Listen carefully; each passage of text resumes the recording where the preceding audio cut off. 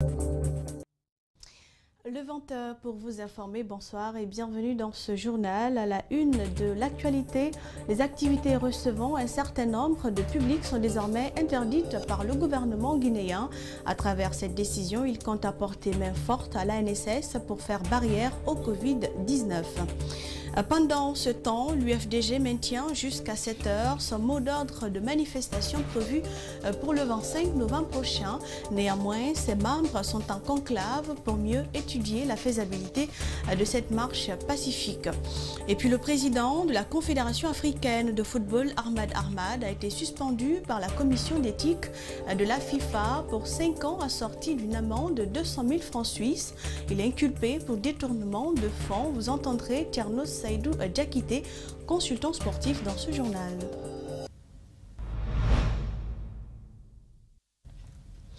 Face à la propagation du coronavirus, le gouvernement a décidé d'interdire l'exercice de certaines activités recevant du public. L'objectif est de permettre à l'Agence nationale de sécurité sanitaire de se mettre à pied d'œuvre afin d'empêcher une plus vaste propagation de la pandémie Covid-19. Commentaire, Djene Bemba Koulibaly. La Guinée connaît une deuxième vague de contamination de la pandémie de Covid-19. Le virus refait surface après les regroupements de masse lors des campagnes pour la présidentielle du 18 octobre dernier. Les autorités sanitaires expliquent les raisons par le relâchement des gestes barrières édictés par l'Agence nationale de sécurité sanitaire. Il s'agit du respect de la distanciation sociale, le lavage des mains et le port des bavettes. Pour l'éradication rapide de cette nouvelle chaîne de contamination, le gouvernement décide de suspendre toutes les manifestations de rue. L'objectif est de permettre à l'ANS, sous la tutelle du ministère de la Santé, de se mettre à pied d'œuvre afin d'empêcher une plus vaste propagation de la pandémie du coronavirus. Déjà, les tests de dépistage sont renforcés dans tous les services de l'administration publique et privée. À date, la Guinée compte au total 12 798 cas confirmés de Covid-19, 11 821 cas guéris et 75 décès hospitaliers. Je vous le disais, l'Union des forces démocratiques de Guinée et l'Alliance nationale pour l'alternance et la démocratie, ANAD, projettent de reprendre les rues le 25 novembre prochain. Et pendant que le gouvernement guinéen a interdit toute manifestation sur l'étendue du territoire jusqu'à nouvel ordre, il a fait savoir le jeudi dernier lors du Conseil des ministres. La principale raison est le virus qui sévit dans le pays depuis plusieurs mois. Ce lundi, notre équipe s'est intéressée au sujet. C'est un reportage signé Djenab Bangoura et Ibrahim Soumar.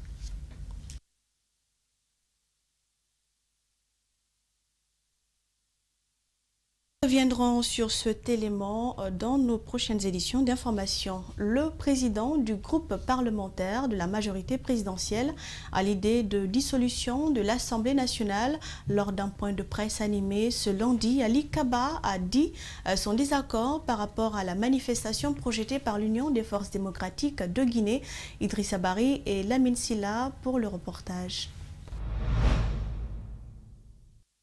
D'entrée, le chef de la majorité à l'Assemblée nationale est revenu sur les travaux de rénovation des locaux du Parlement engagés par le bureau exécutif de la 9e législature. Ali Kaba s'est également prononcé sur les travaux de la session unique de l'institution qui, à date, a statué sur plusieurs conventions et accords de prêt. La convention ferroviaire et la convention portuaire portant sur les blocs 1 et 2 de Simandou, le consortium qui a obtenu, suite à un appel d'offres international, le marché pour la réalisation de ce grand projet, qu'on ne cesserait de qualifier d'ailleurs de méga projet. Certains acteurs de la société civile, depuis quelques jours, recommandent la dissolution de l'Assemblée nationale en vue d'un dialogue politique inclusif pour la préservation de la paix. Pour cet élu, cette question est un faux débat et cela ne saurait être un point de revendication. Il n'y a aucune raison et, à mon avis personnel, il n'est pas question de dissoudre l'Assemblée nationale parce qu'il n'y a pas de raison avouée pour faire ce travail. Et ça ne relève pas de l'illusion ou de la volonté de quelque groupe que ce soit, c'est du pouvoir discrétionnaire du président de la République pour des conditions bien définies. L'UFDG et l'ANAD annoncent une manifestation pour le 25 novembre prochain pour exiger la libération des détenus dont certains responsables de cette alliance. Au nom de la lutte contre la Covid-19, le gouvernement interdit toute manifestation. Ce parlementaire espère tout de même que l'esprit républicain va l'emporter. Donc je crois que les organisateurs doivent avoir à l'esprit cette question de préservation de la paix, de la quiétude sociale et par conséquent ne faire des choses que celles que la loi n'interdit pas. Le président du groupe parlementaire de la mouvance s'est aussi exprimé sur le projet de construction du futur siège de l'Assemblée nationale à Koloma. Selon Ali Kaba, une commission est déjà à pied d'œuvre pour achever toutes les démarches administratives en vue du lancement prochain des travaux sur le site.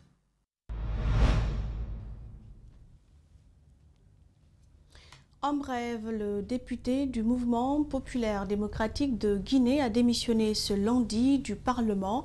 Sia Kabari, qui avait déjà demandé dans l'émission Les Grandes Gueules sur Radio Espace la dissolution de l'Assemblée nationale, a voulu joindre son discours à l'acte.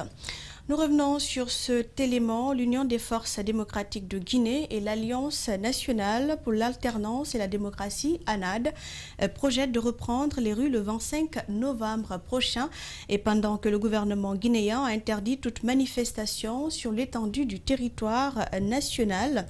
Il l'a fait savoir le jeudi dernier lors du Conseil des ministres. La principale raison est le virus qui sévit dans le pays depuis plusieurs mois.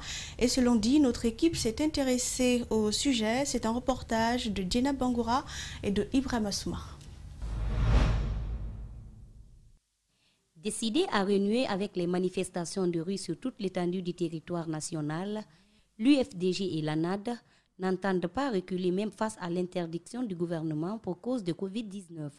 Comme annoncé, l'Union des forces démocratiques de Guinée et ses alliés comptent battre le pavé ce mercredi 25 novembre contre les exactions sur leurs membres, exiger la justice pour les victimes ainsi que la libération des détenus. Pour Francis Rabat, cette interdiction n'a aucune base légale. C'est une fuite en avant de la part du gouvernement, c'est un déni de droit et c'est une atteinte grave à la constitution de la République de Guinée. Nous venons de sortir des élections présidentielles et vous êtes témoin. Il y avait, qui dit élection, dit campagne.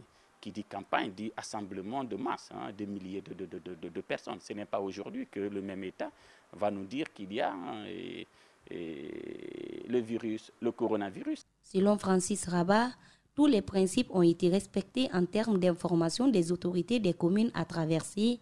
Donc, pas question d'avorter ce programme. Nous sommes dans un régime déclaratif. Et cela dit, il nous suffit d'écrire, d'informer, n'est-ce pas, les autorités que nous devons manifester. Mais nous ne sommes pas dans un régime, nous ne sommes pas obligés d'attendre, n'est-ce pas, les autorisations de quiconque. Pour lui, l'État n'a aucun droit de suspendre une partie de la Constitution, aussi bien l'ancienne que la nouvelle. Sur ce, le président de l'UGDD promet que les organisateurs saisiront leurs avocats qui en prendront acte pour des fins de recours. Nous allons, je pense, saisir nos avocats pour qu'ils puissent saisir la justice, la Cour suprême, parce que l'État, en tant que tel, est aussi soumis à la Constitution. Cette manifestation, si elle est maintenue, partira du rond-point de l'aéroport international pour l'esplanade du Palais du Peuple dans la commune de Kaloma. Pour ce qui est d'une éventuelle répression, Francis Rabat n'en doute pas, car il dit que l'État met tous les moyens à disposition pour casser l'élan des voix dissidentes. Rappelez que l'ANAD et l'UFDG sont en conclave pour mieux étudier la faisabilité de cette marche pacifique. Le leader du mouvement Nouvelle Génération pour la politique s'est exprimé ce matin devant la presse nationale. L'objectif de cette sortie est, selon Badra Koné, de prouver qu'il est et demeure le seul président élu de ce mouvement. Il a profité de l'occasion pour mettre en garde les frondeurs de la NGP qui agissent au nom du mouvement. André Mossimilimono et Tierno Sadouba pour plus de détails. C'est un bicéphalisme qui ne dit pas son nom auquel nous assistons au sein de la NGP. Badara Koné, récemment exclu par une frange de son mouvement qui dit ne plus le reconnaître comme président, passe à l'offensive. Comme du berger à la bergère, son camp aussi organise sa session extraordinaire et exclut à son tour les frondeurs qui seraient au nombre de 7. À partir de ce soir, Namré et Mouna NGP, bureau exécutif, son nom. À partir de ce soir, ils ne sont plus membres du bureau exécutif de la NGP. Ça, c'est fini.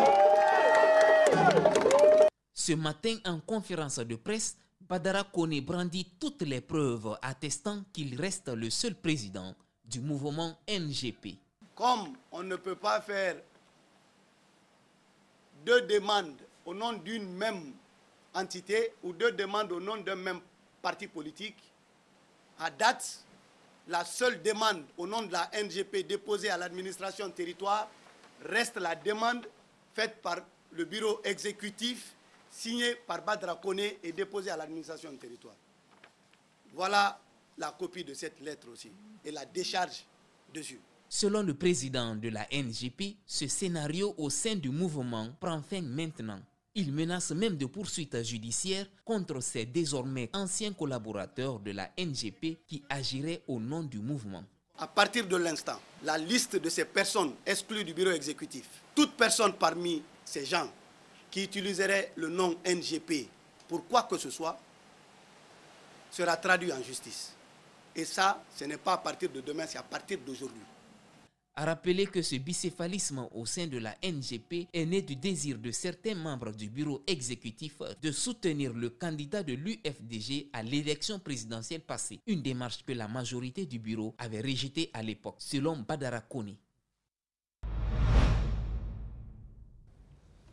Autre fait de l'actualité, comment renforcer la formation continue des enseignants de Guinée? C'est une des préoccupations du collectif des enseignants contractuels de l'ISEG et de l'ENI qui, durant 4 jours, a organisé une série de formations continues des enseignants-chercheurs de l'ISEG en situation de classe. L'objectif est de mieux préparer les enseignants avant l'ouverture prévue le 1er décembre prochain. Mohamed Valek Touré et Lamine Silla. 233 enseignants contractuels issus de l'ISEG et de l'École normale des instituteurs viennent de bénéficier d'une série de formations dans le cadre du renforcement de leurs capacités professionnelles. C'est un atelier de formation dont le thème était porté sur la pédagogie didactique et pratique de classe. Il est vital pour la nation que des jeunes rurales aient des enseignants qualifiés pour offrir à tous les enfants du pays la même qualité d'éducation et d'instruction. Monsieur le ministre de l'Éducation nationale serait-il devenu celui qu'il est aujourd'hui s'il n'avait pas eu à sa disposition des enseignants qualifiés et dévoués pour sa formation à Massanta? Cette structure éducative a pour objectif d'intégrer tous les contractuels professionnels de l'éducation à la fonction publique et pérenniser les acquis contractuels et didactiques des enseignants sur le concours des autorités de l'Institut. Si on vous a formé hier pour la craie, vous êtes en train de nous prouver que nous n'avons pas pilé de l'eau. On vous a formé pour aller former d'autres. Et comme on le dit, le savant n'est pas celui qui connaît tout.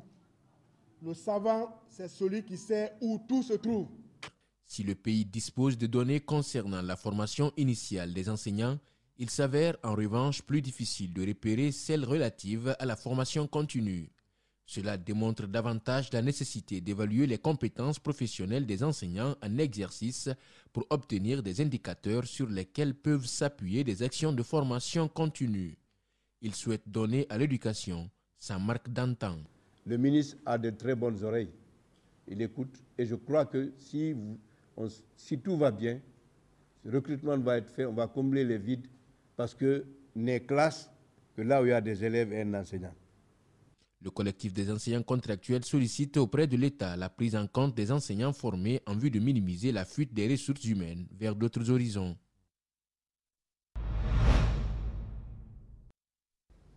Nous partons à l'intérieur du pays. Taroubeya Fossi Khouré, une localité de Kindia, se désenclave peu à peu. Les habitants viennent d'être dotés d'un marché hebdomadaire digne de ce nom. C'est un ouf de soulagement pour le village qui espère d'autres initiatives venant des cadres du pouvoir en place. Et ces derniers leur ont promis de tout faire pour répondre à leurs préoccupations. Djibril Ba et Ibrahima Deko Soumar. Taroubeya Fossi Khouré est une localité qui grouille du monde chaque dimanche. Ce jour est choisi pour la vente des produits locaux. Toutefois, le village est confronté à un véritable enclavement. La modernisation de son marché reste la première préoccupation. Ils nous ont vraiment aidés. C'est bon pour la localité. Cela nous procure du bien.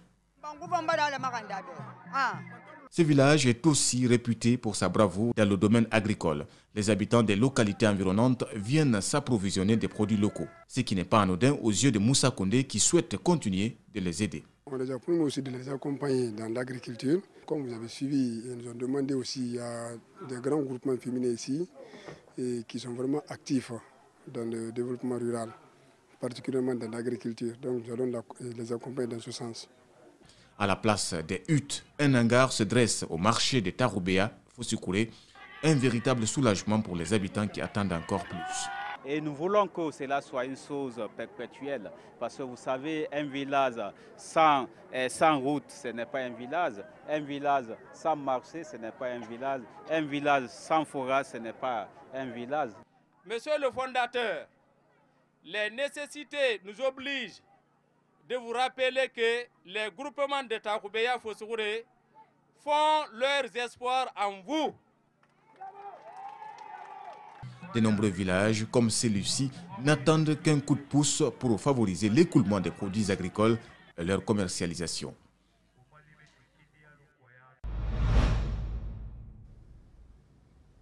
Le président de la Confédération africaine de football, Ahmad Ahmad, a été suspendu par la commission d'éthique de la FIFA pour 5 ans, assorti d'une amende de 200 000 francs suisses.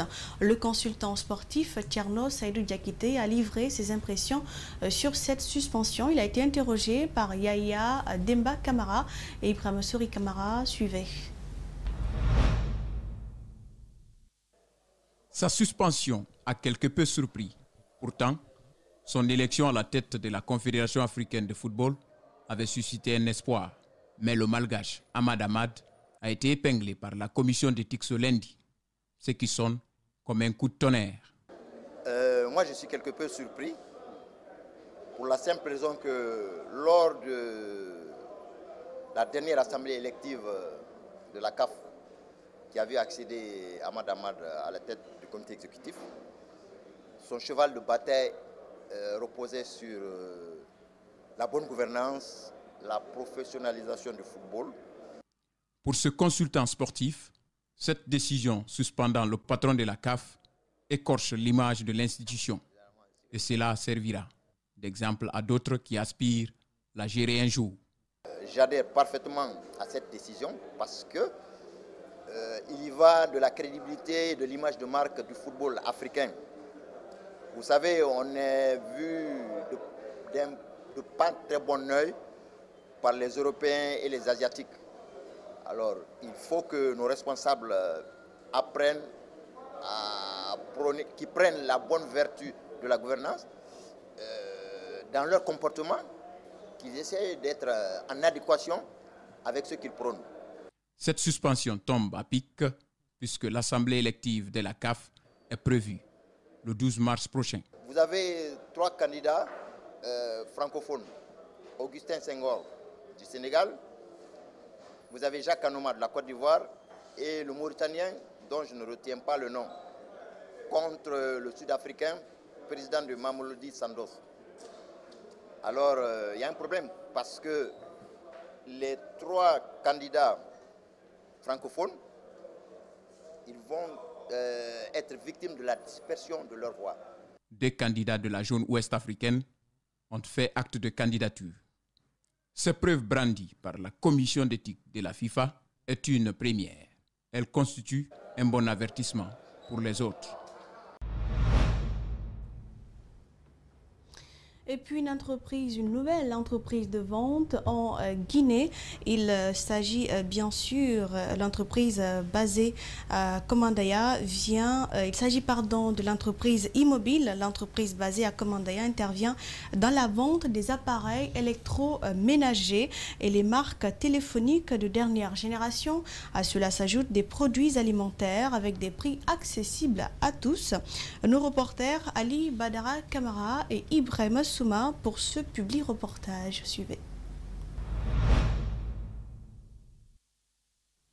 Installée à Komandaya dans la commune de Dixine, iMobile, une entreprise spécialisée dans la vente des appareils électroménagers et des marques de téléphone de dernière génération, a ouvert ses portes en Guinée ce samedi. En plus de sa spécialité dans les produits alimentaires, le PDG d'America Food Store met à la disposition du consommateur guinéen des produits de haute gamme américaine.